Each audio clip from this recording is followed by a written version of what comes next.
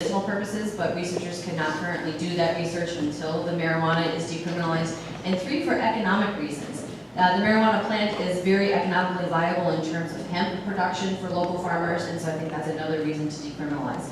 I agree that we're not quite ready to fully legalize it yet. We don't know the full effects in children and in adults. I think some more research needs to be done on that. And one other issue in terms of criminal justice reform and the drug issue in particular is to do away with mandatory minimum sentences.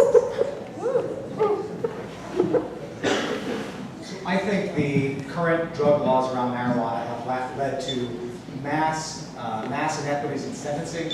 They have led to a lack of research. We're starting to try to split hairs here. We ought to legalize marijuana while doing it in a way that makes sure we keep it out of the hands of children and regulating it effectively. That's what we ought to do. It will lead to less inequity in our criminal justice system. In addition, we need to get rid of mandatory minimums.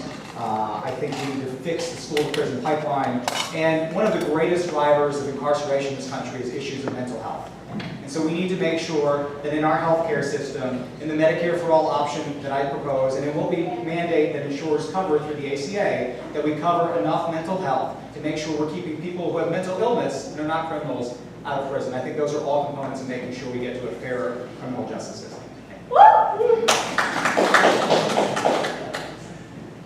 One of the things that we have to remember is individually, we all have a heart and we want to help those that are in need. There's no doubt about that.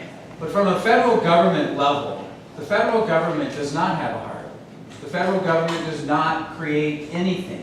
The federal government does not manufacture anything.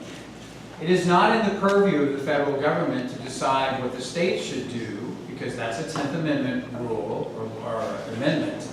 So the answer to, does marijuana get decriminalized, it's up to the individual states. They get to decide because that's a state level. With regard to the pipeline and the crime, I wish I had a lot more time, but we need at the federal level to incentivize the dad to live with the mom, because the best anti-poverty program is fire in the house. I absolutely support decriminalization of marijuana, and I was proud in the state senate to help support an expansion of access to cannabidiol oils. These are the CBD oils that have wonderful medicinal purposes. First, we approved them just for intractable seizure disorder, and this year we've expanded it to include any medical issue where they could be beneficial. But we're limited because of the federal government scheduling marijuana as a dangerous non-medicinal substance, and that needs to change. I think that we need to view what's going on with the heroin crisis as less of a criminal problem and more of a medical problem. We need to increase funding for treatment programs and things like drug court to help people get and stay clean.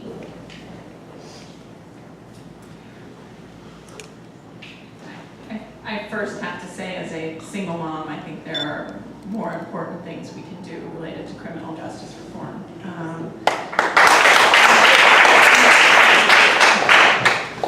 We have 5% of the world's population and around 40% of people in mass incarceration.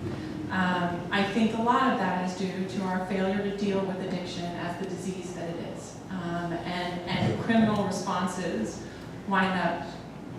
justice responses largely wind up not making us any safer and costing the federal government a lot of money and failing to enable people to actually live up to their potential.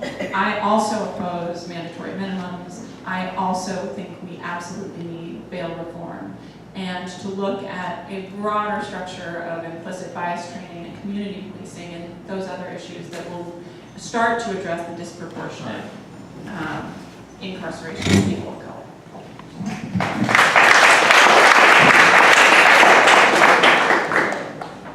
Yes, I think we absolutely need to decriminalize marijuana. And I want to take this opportunity to talk about the opioid crisis, because it is something that is affecting so many parts of our district.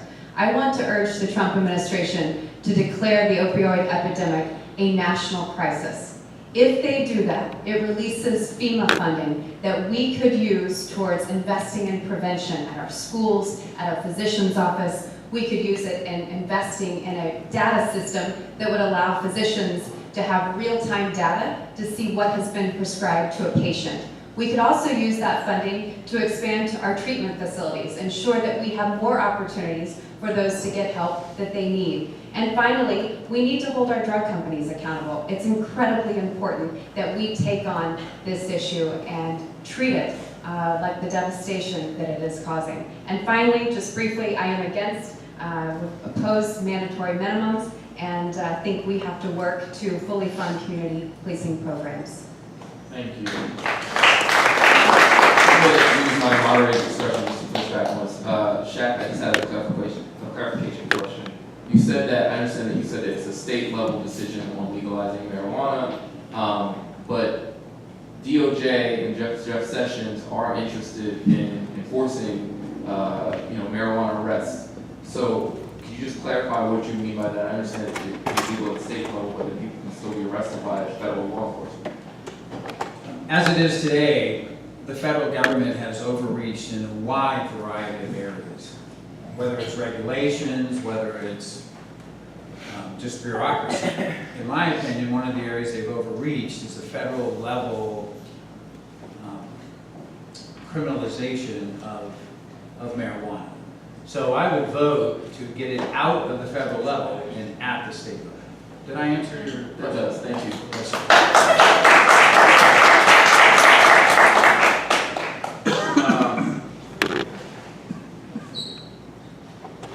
So I'll ask another question related to racial equity, and we'll start with Julia this round. So, former Congressman Tom Perriello proposed a Truth and Reconciliation Commission on Race for Virginia, and before his retirement at the federal level, John Conyers consistently would introduce H.R. 40, which was to establish a commission to study the reparation proposals for African Americans. Do you believe these types of commissions are necessary, and would you support something like that if elected to Congress? So I'll have to admit I don't have full visibility on that HR, but I do think we need to make sure that we are addressing the issues in this country in terms of reparations, and so that our communities of color feel fully included within our society. So I do think that I would be in support of looking at those things. Thank you. Please, no audience reactions. Go ahead. We continue to have massive inequities in this country based on race, based on ethnicity.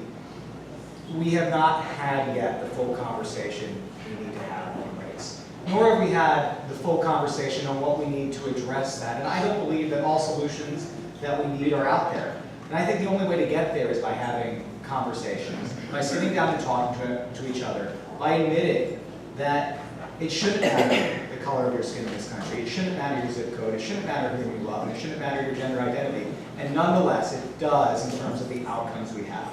And the only way to address that is by having a full conversation. And I promise that in Congress, I will support bills that get us there. I will also personally make the commitment to be all over the district, talk to whoever I can, whatever community I can, and see the ways in which we can continue to bring ourselves together, address the meaningful change we need, and move forward together as a country to be more active.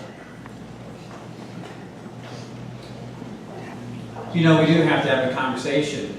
We have to listen to each other, listen to those that have different and varying backgrounds than we have. But I think one of the things that we have to do is we have to recognize that as a representative to the Congress, we have to be here with you. And there is one notable absence, and that's why I think we're all in agreement that we need to repeal and replace Barbara Comstock.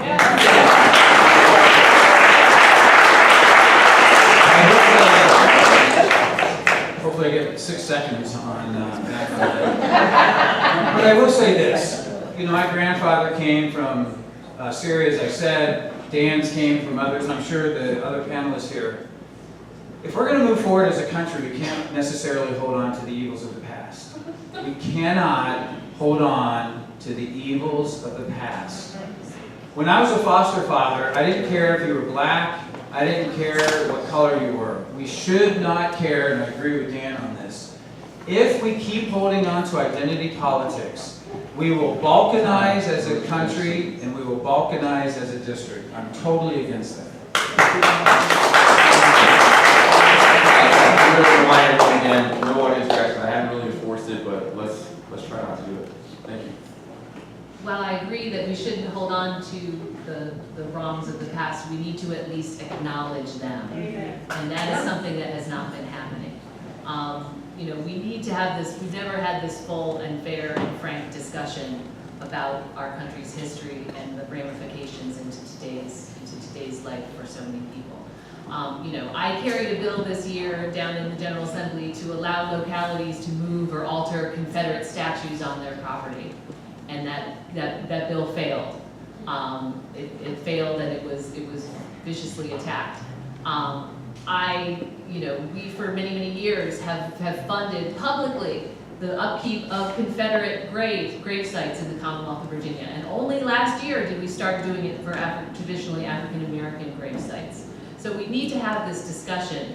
And it seems that the sides are talking past each other, and now we have Donald Trump and NFL owners threatening NFL players who take a knee during a game, and that's just wrong. Not during the game.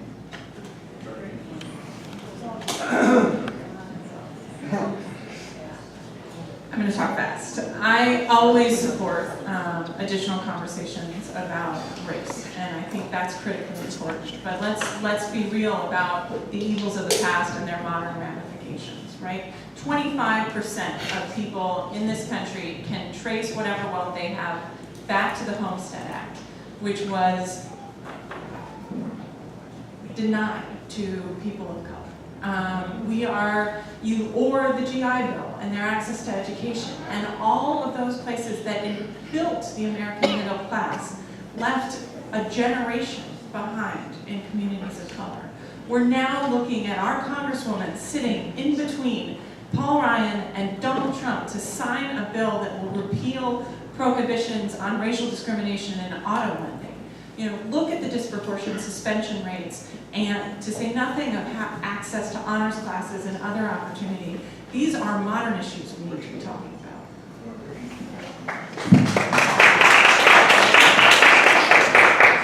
Yes, I absolutely would support a Truth and Reconciliation Commission. I think it is so important that we're able to lift up communities of color, and so important that we give everybody a voice in this process. And as many people are talking about the conversation, we also need to take it a step beyond the conversation and develop strong partnerships within our community and at a national level so that we can turn that conversation into action.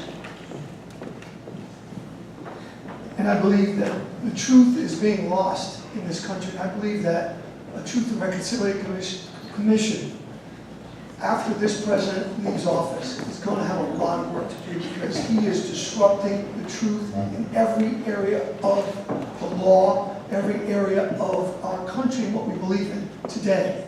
And what happened in Charlottesville is a resurrection of what happened in the past, Shak. So you cannot just say what's in the past is in the past. And with respect to your silly 10th Amendment argument, again, federal drug laws have always been a matter of national practice. Marijuana is a Schedule I substance in the federal law. It has to be dealt with. It has a disproportionate effect on people of color, and we have to deal with it on a federal level. And you can't raise these silly 10th Amendment laws, which aren't true. No country, no court in this country, no Supreme Court has ever ruled that's true.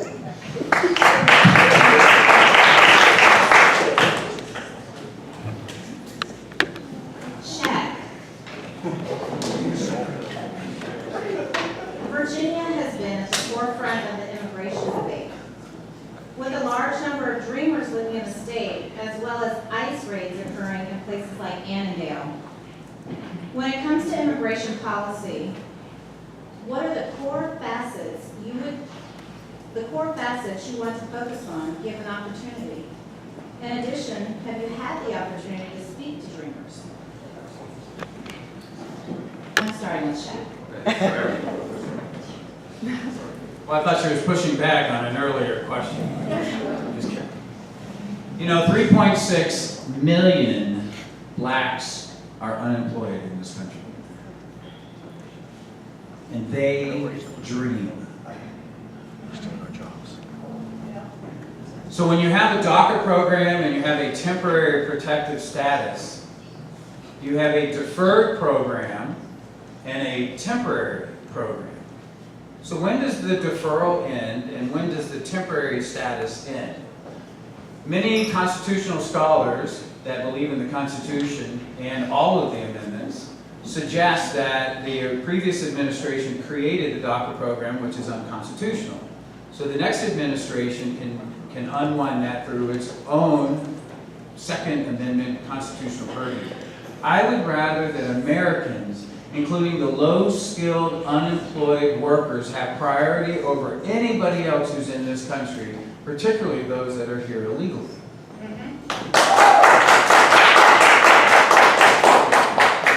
Guys, no audience reactions, please. We are a nation of immigrants. I'm the son of an immigrant. I stood to defend a country that welcomed my family because we should be a beacon on the hill. The idea that we would deport people brought here as children, 2,000 Americans serving in uniform today, who know no other country than this one, is not who we are as a country. The idea here in our district, where the Salvadoran community is the largest Latino community, that we would rip parents away from their children, that's not who we are as a country. The idea that we would discriminate against those who seek to arrive here in one of the biggest programs that has bred goodwill, the diversity lottery program, is crazy. We need a robust immigration program that makes sure that America remains a land of opportunity, that provides a path to citizenship for those who came here as children, and continues to allow us to lead morally in the world. And that's what I'll support in Congress.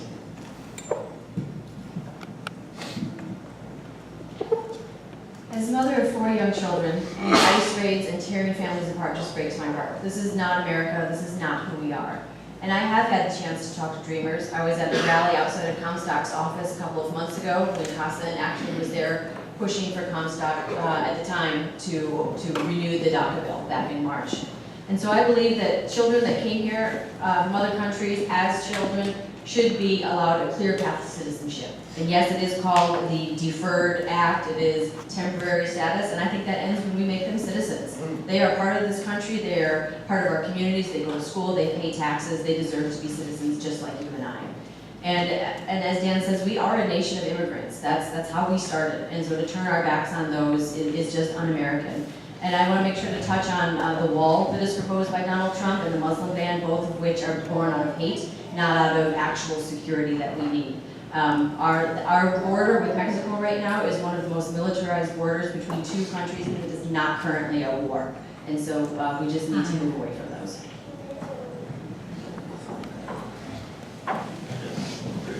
Shak, the reason why DACA and TPS are temporary is because this Republican Congress won't get off its butt and fix the law. Won't get off its butt and fix and pass the law. In September of, and by the way, TPS is a Bush-era law, and it's a fair law that allows people a path to citizenship, which is not unconstitutional, which is required. And the Senate Gang of Eight passed a law which provided that path to citizenship with the conclusion of citizenship and border security, but this Republican Congress won't pass it. That's the problem. It isn't the Constitution. It's a Congress that can't get things done, period, plain and simple. How about the no rebuttal?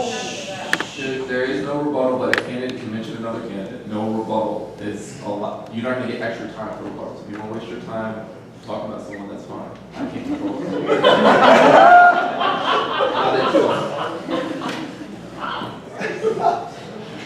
We absolutely have to reverse Trump's decision on DACA. Over 800,000 children are affected by this, at no fault of their own.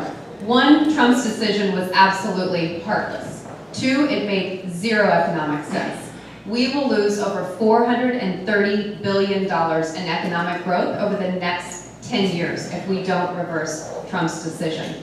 Yes, I meet with Dreamers regularly. In fact, we have several working on our campaign because this issue is one of the top issues here in the district as well. And I want to briefly touch on the wall. The wall's just plain stupid. Just stupid. I mean, El Paso, Texas is on the border of Texas and Mexico. It's one of the safest cities in this entire country. This wall has absolutely nothing to do with security and has everything to do with being a symbol of hate. And we have no room in this country for symbols of hate.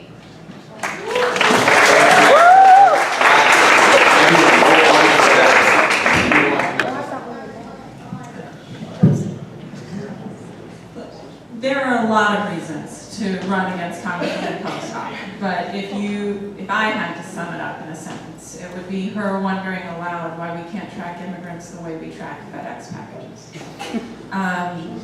I believe America should keep its word on DACA and on TPS. I fully support comprehensive immigration reform, and that has real impacts in our district and in the federal government. I mean, I've been talking to farmers over in the western part of our district who are now signing their kids away to other people because they're afraid.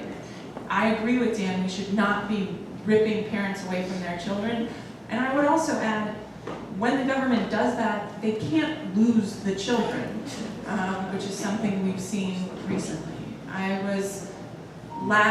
Just came from a meet and greet in Haymarket where I talked to intelligence officers who said they're now being repositioned from combating terrorism to helping assist ICE raids. That's wrong.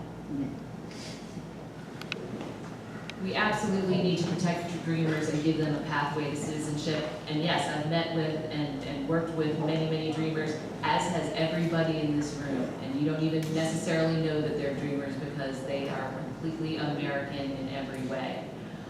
So yes, we need to absolutely protect them. Some other things that people have mentioned, the Muslim ban and the wall, completely born of hate, and I oppose them both very strongly. But what the Trump administration is doing is not just going after those undocumented aliens, they're going after legal immigration as well. They're going after H-1B visas holders, which we are very dependent on the tech industry in this country. Not to mention agricultural workers, very also dependent on them. And another thing that we need to stop is the use of these private detention centers where people are jailed for years for profit corporations. That is wrong and we need to stop it. Thank you. Thank you. Julia, let's start with you this time.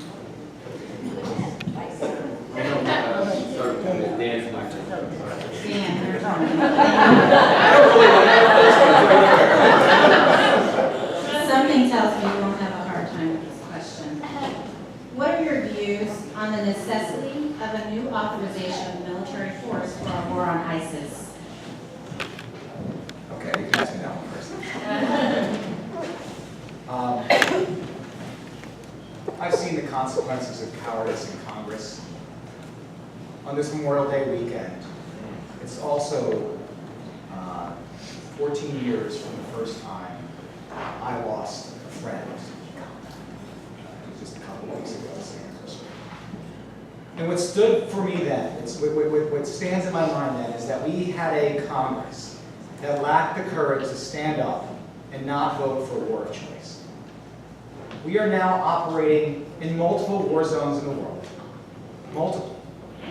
Putting the Department of Defense in violence first at times, without an authorization or a word from Congress. That is not how our framers intended it. That is not a mark of what our Congress should be doing. And I will fight to make sure we have an authorization to use military force that makes sure that no president can go to war at a whim and constrains his ability to act abroad without congressional approval. Let's go to Shak.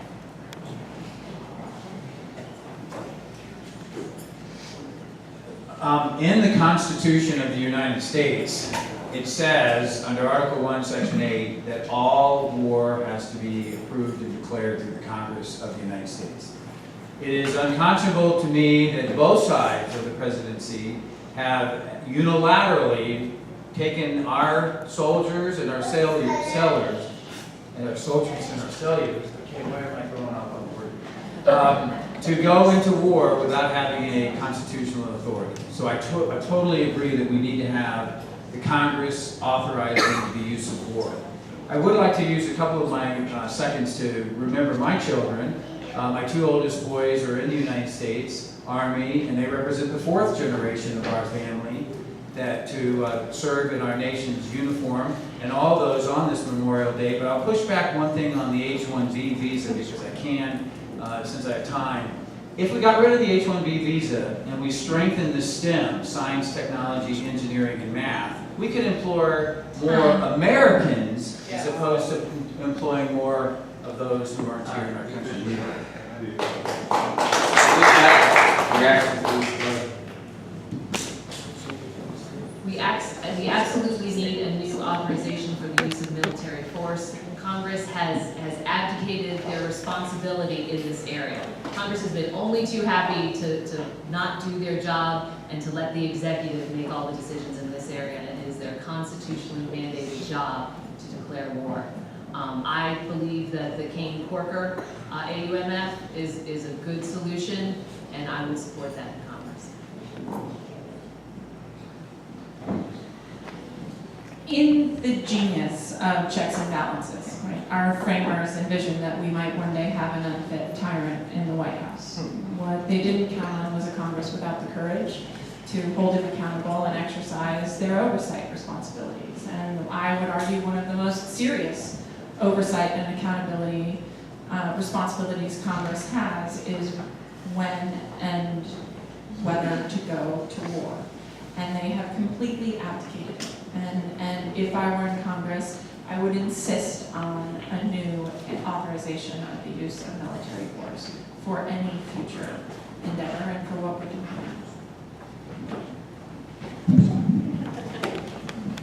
Yes, I believe that Congress has the responsibility to authorize the use of force, and it's one that Congress hasn't done. Two, I want to take this time to also point out, not only do we have to have a strong military might, we have to have strong diplomatic efforts as well. And this administration has completely gutted the State Department and our diplomatic efforts. And I want to also say, I have worked many years on the devastation and the destruction of war. I believe that we should never send our men and women in harm's way without simultaneously being able to take care of those men and women when they come home. That has to be a top priority in our country, is ensuring veterans get the care they not only deserve, but they fought for our country and they've earned. My father was a World War II vet, and I thank all of our vets, including you, Dan, on this special weekend. And Shak, sorry. Shak. But we all saw what happened when President Obama deferred to Congress when they gassed their people in Syria the first time. And Congress, this Republican Congress, failed to act. So one of the reasons that I want to be in Congress is because we need to have a Congress that works and functions and does what's right for America. And not like what happened to Obama and the Republican Congress just refused to act. There was common ground. People wanted us to respond, but they refused to act. We need to have a Congress that works, and that's what I want to be a part of. I agree with much of what has been said already, that we do need to have that renewed authorization for use of military force, and because Congress needs to be that check.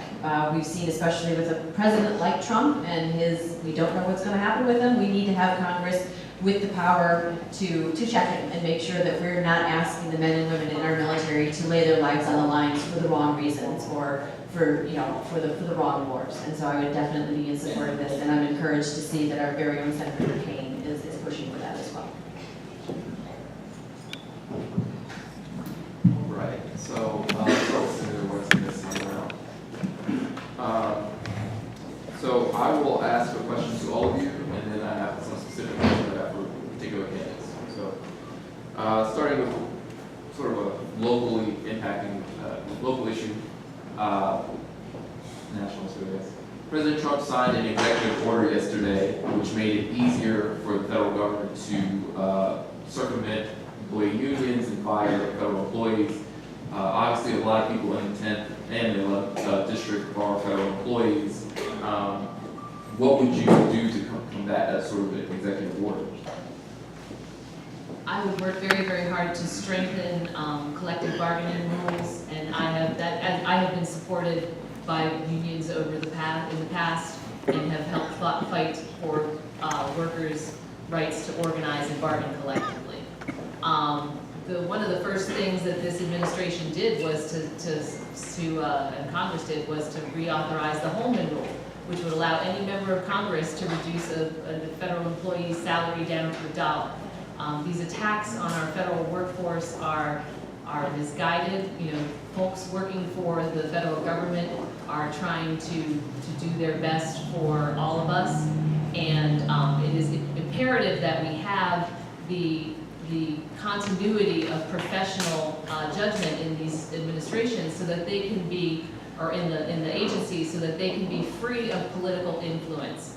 And when our federal employees are not being supported, and they're scared, and they're leaving their jobs, government does not work well. I think we've seen this administration have a two-pronged attack on federal workers. First is the attacks that you mentioned on pay, employment, benefits, retirement, which I would strongly oppose and look for legislative corrections to.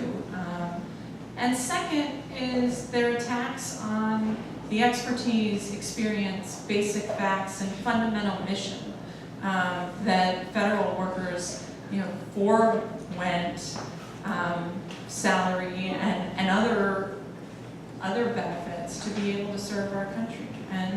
And if you look at how many talented federal workers are leaving the system or struggling within it right now just to uphold the basic mission of agencies, with cabinet secretaries put in who are at odds with our American obligations, whether it's diplomacy or environmental protection, we have to do more to defend them.